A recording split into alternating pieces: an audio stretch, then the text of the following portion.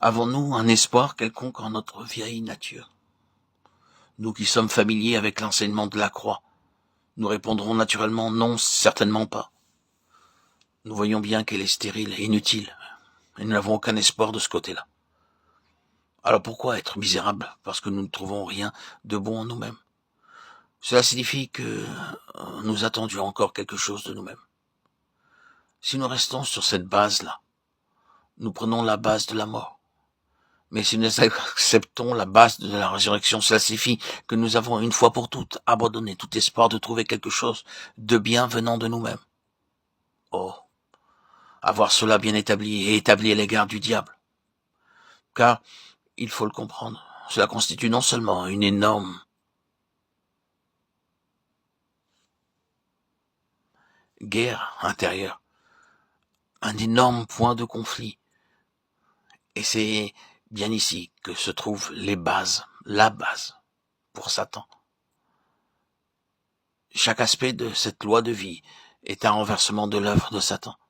S'il avait pu amener l'âme dans une place fausse, sous sa domination, il faut que l'âme soit livrée pour que la base de l'ennemi lui soit enlevée.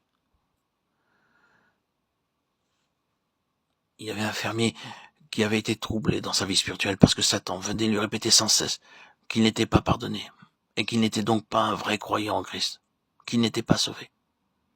Il était accablé presque chaque jour sous cette accusation, si bien que la vie lui devint intolérable. Un jour, incapable de demeurer sous le poids de cette accusation et de la misère qui était devenue la sienne à cause de cela, il s'assit pour considérer la chose bien clairement. Il se posa quelques questions, la parole de Dieu ouverte devant lui. Il se demanda, ai-je accepté ceci? Est-ce que je crois en cela? Bien sûr, et de tout mon cœur. Alors Dieu me dit, il n'y a donc maintenant qu'une condamnation pour ceux qui sont en Jésus-Christ. Romains 8, 1. Il alla ensuite dans le champ où Satan l'avait rencontré si souvent, et il prit un pieu qu'il enfonça profondément en terre en disant, cela règle la situation une fois pour toutes. Puis il alla continuer son labourage. Il arriva de l'autre côté du champ, et Satan revint et essaya de le tenter encore. Attends, Satan, dit-il, viens avec moi. Tu vois ce pieu? Je l'ai planté pour régler cette question une fois pour toutes. Dieu l'a dit, je le crois et l'accepte. C'est fini. Ne mentons pas avec Satan. Montrons-lui le fait établi, et restons-en là. Attachons-nous aux faits. Si nous nous éloignons de la base de la résurrection, et de ce qu'elle implique, ce sera la mort.